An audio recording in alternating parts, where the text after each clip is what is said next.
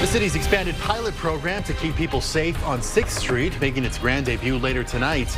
A look at the changes you can expect to see before you head out for the night. And the Supreme Court bringing down the gavel on TikTok, upholding a ban on the social media giant. But questions still swirling around whether it will hold. Well, let's take a live look now outside at a mostly cloudy day over downtown Austin. So the seasonable weather we're seeing right now is about to be replaced by bitter cold, with a front heading into the area. So ERCOT has issued a weather watch starting Monday due to an extreme drop in temperatures in the coming days. Well, meanwhile, TxDOT crews are once again out pre-treating the area's major corridors. And although TxDOT officials say the work won't bring any impacts to traffic, they still recommend that you allow a safe traveling distance between yourself and their convoys. And the forecast has brought the postponement of the Martin Luther King Jr. Community March on Monday. It's now going to be on February 1st. And the incoming cold has also pushed Hayes CISD to cancel classes for Tuesday. Let's bring in Nick. We're seeing a lot of cancellations come in already for Tuesday. Yeah, cancellations. We're starting to get better inklings and feelings about what types of wintry precipitation would be on the way Monday into Tuesday. Before we talk about that, though, the cold is the story, because it gets cold before it gets wintry looking. And our cold front has now entered Texas. It's in the Panhandle right now. Amarillo's behind the front, dropped to 57. This front will be working its way south through the evening and night and getting into Central Texas just after midnight. Out ahead of the front, temperatures have bumped up to 61 now, with a few peaks of sun out there in spots, although the sun has been hard to come by. This is how it looks from our KXAN studios, looking from West Campus, from our West Shore home camera toward downtown, where we've got a mostly cloudy sky. Skies are trying to break apart, especially in the hill country. Still plenty of clouds around. They'll take some time to clear here tonight, but eventually they will. We've got 70s in the hill country, although 60s and even 50s in our eastern counties where the clouds have been thickest. So we'll go from a mostly cloudy to a partly cloudy sky through about midnight or so. 59 at 7, 58 at 9, 57 at 11. Soon after that, the initial temperature drop. So we'll track the arrival of that morning cold front here tomorrow morning before things turn much colder for Sunday and beyond. We'll highlight the low temperatures and the cold high temperatures, and an update on the timeline of wintry precipitation and what we think that precipitation will be. All right, Nick, thank you very much. In a unanimous decision today, the U.S. Supreme Court upheld a ban on the popular video app TikTok. But what happens next is still in question. And as NBC's Alice Farr reports, President Joe Biden says it's up to the incoming Trump administration to enforce that ban. Today, the news: 170 million American TikTok users have been fearing for months. Feels like we're losing a community. As the Supreme Court chose not to save the popular video sharing app, instead upholding a federal ban set to take effect in the U.S. on Sunday because of national security concerns over TikTok's Chinese parent company, ByteDance.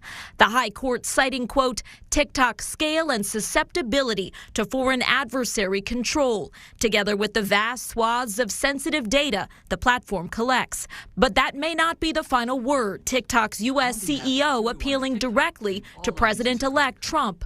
I want to thank President Trump for his commitment to work with us to find a solution that keeps TikTok available. After initially opposing the app, the president-elect has signaled he would intervene. I'm going to save TikTok. Today, posting, quote, my decision on TikTok will be made in the not too distant future, but I must have time to review. His options are unclear.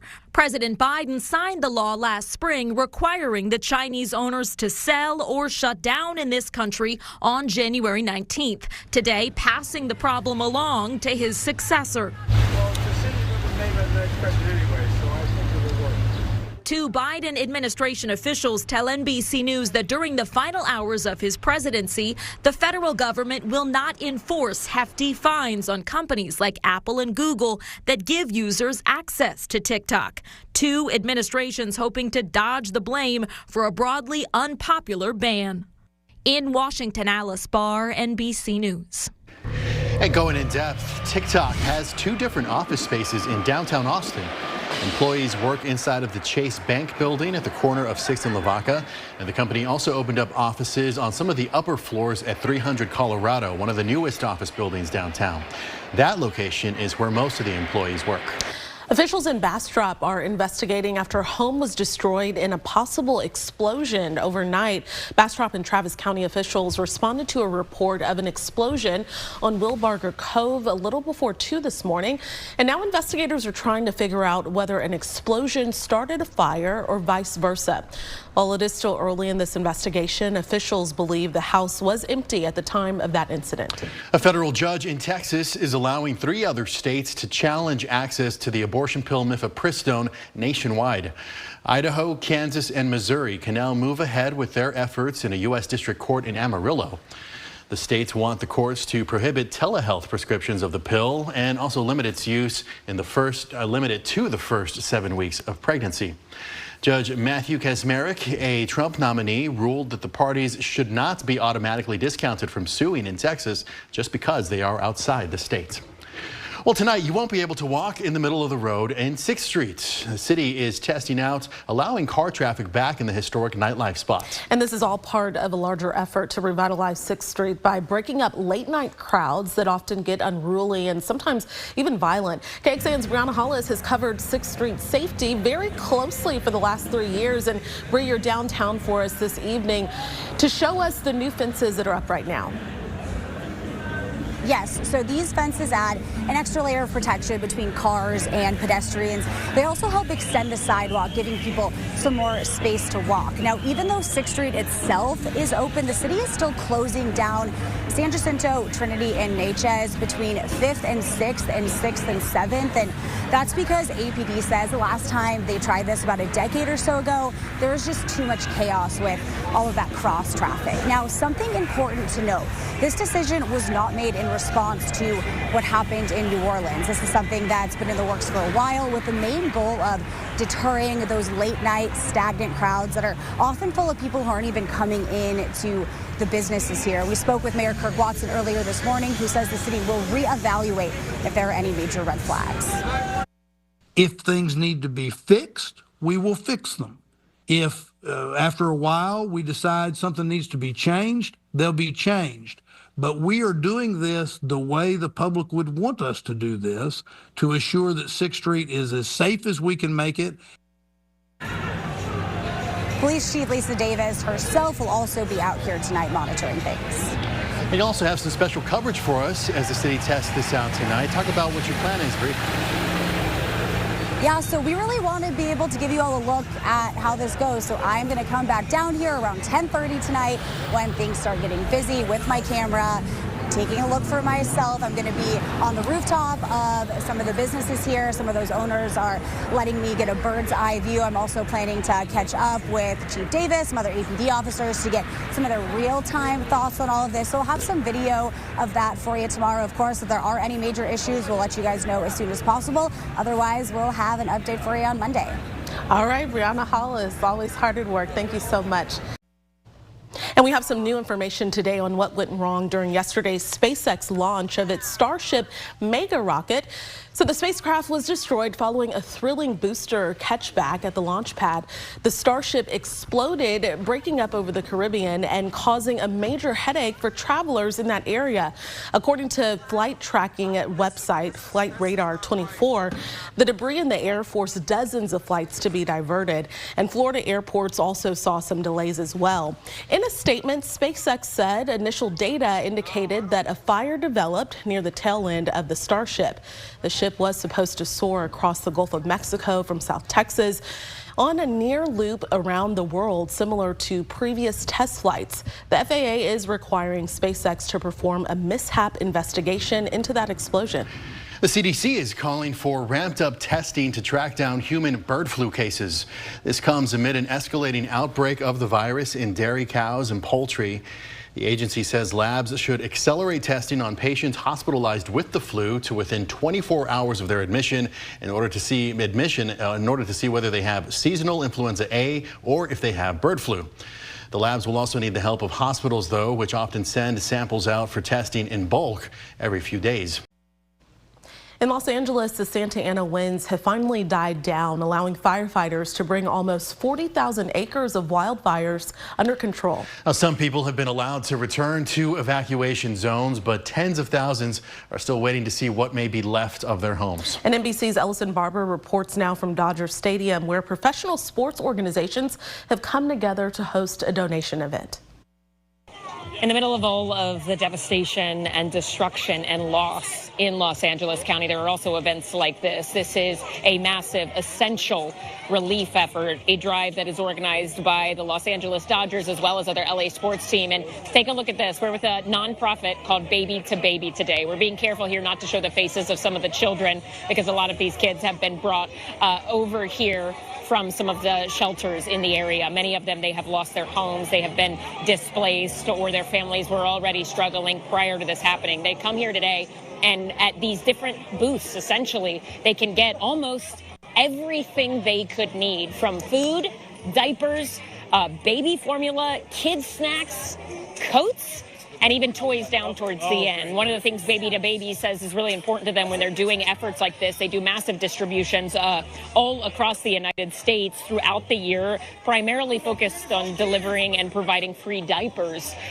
to people who live in low-income communities, families in low-income communities, as well as shelters. But they are an organization that was started 13 years ago here in Los Angeles. So for them, this is personal. But they say anytime they have the opportunity to set up things like this, where they're directly distributing to individuals, they try to set it up like a store. You see how there are shelves, there are bags they're giving kids. They say this is part of the goal, is to make sure that people who are in need, no matter where they are from or what they have been through, that they show up to some place and they don't feel like they're getting handouts, that they're getting what they need with dignity and respect, and can walk away from an event like this with a bit of pride. This is one of the many examples we've seen in Los Angeles since these wildfires started, of people stepping up, helping their neighbors and other members of this community.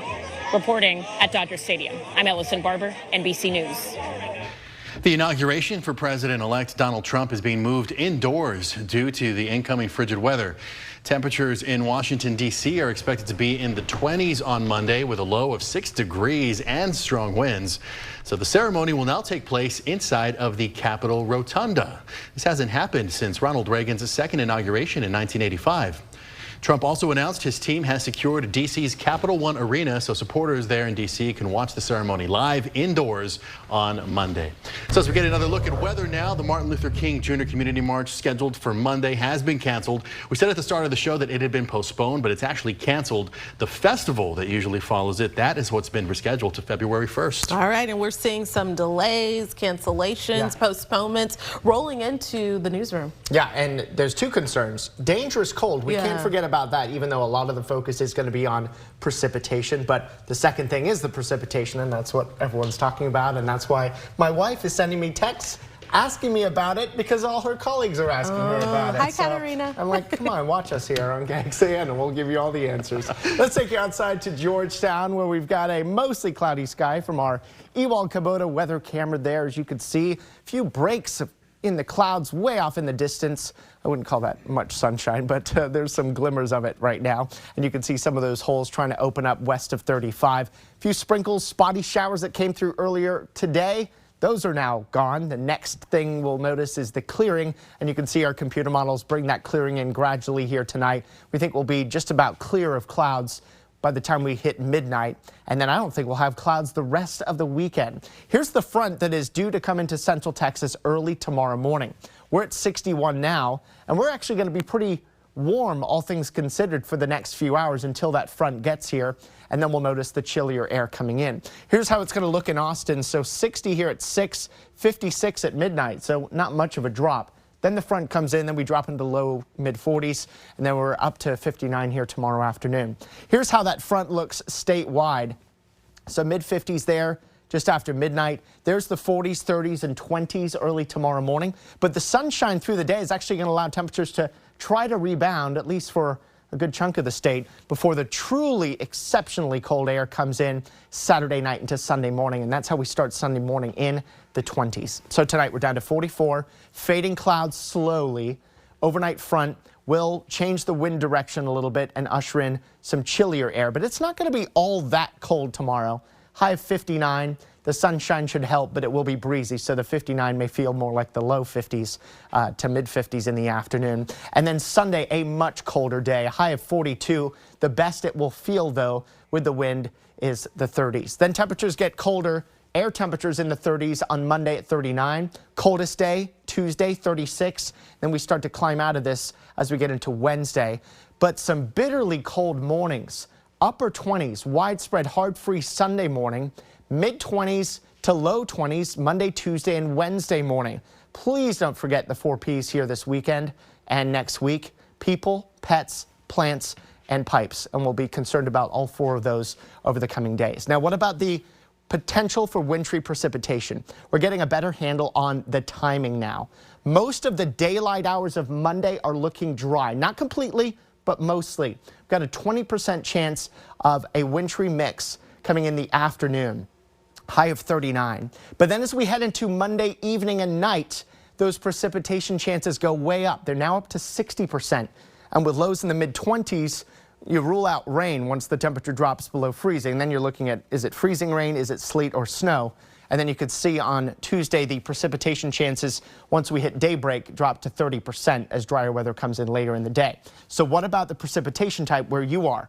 We're now leaning toward most of us Monday night and early Tuesday morning getting mainly snow. Now it still may mix in with some sleet, freezing rain or rain, especially rain on the beginning and the very end of the precipitation when the temperatures are warmer. But the nighttime precipitation looking to be mainly snow, Austin and north. South of Austin, we may get more sleet and freezing rain mixing in with the rain and snow. And of course, we'll continue to fine tune the forecast. We're still more than 2 days away, and those specific details will change a little bit, we think, over the coming days. Bottom line is potential for light accumulation Monday night, Tuesday morning. The rest of Tuesday we dry out. We warm up a little bit Wednesday after a cold start, mid-40s. 50s on Thursday with some light showers in the rain variety, and 54 by Friday. The FDA will allow Zyn nicotine pouches, to stay on the shelves. Federal health officials say the pouches are effective in helping adult smokers cut back or switch completely. This marks the first time the FDA has greenlit any nicotine pouch. The agency says evidence proved a high number of adults who smoked cigarettes made a full switch to nicotine pouch products. The FDA's evaluation shows Zyn products pose a lower risk of cancer than cigarettes and many smokeless tobacco products. And going in depth right now on this, nicotine pouches have skyrocketed in popularity over the last few years, with sales of Zyn in particular leading the charge. The FDA says it looked at data on the risks to young people and found that despite the growing popularity of pouches, young people aren't using them as much as e-cigarettes and other products. In fact, some data from a 2024 federal survey showed less than 2% of American students reported using nicotine pouches, but among high school students, use rose to 6%. That's up from 3% in 2023.